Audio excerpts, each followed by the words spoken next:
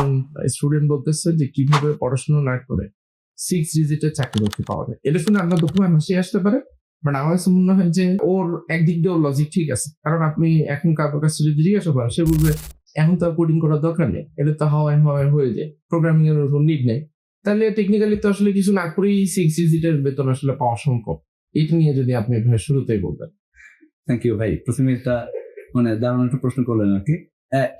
Same জিনিস আমি নিজেও ফেস করতেছি আর কি, বিশেষ করে আমাদের যারা জুনিয়র আছে তারা যখন কথাবার্তা বলে আর কি, বা আপনি সোশ্যাল মিডিয়া যদি দেখেন যে ওকে এখন তো আসলে শিখতে হচ্ছে না, এখন পরিশ্রম করা লাগতেছে না। সো বিষয়টা এরকমের যে এআই আসার ফলে আপনি একটা ইনহেরিটেন দিয়ে একটা ওয়ার্ক ফ্লো তৈরি করবেন, ওরা বলবে যে তুমি কোড করো, তারপর এই কোডটাকে তুমি পুশ করো, তুমি ডিপ্লয় করে দাও, দেন মার্কেটিং এজেন্টের সাথে কানেক্ট করে দেবেন, তুমি মার্কেটিং করে দাও, এরপর তুমি ব্যাংক অ্যাকাউন্টের সাথে কানেক্ট করে দিলেন, বাস অটোমেটিক্যালি ওয়ার্ক ফ্লোতে সব হয়ে যাচ্ছে।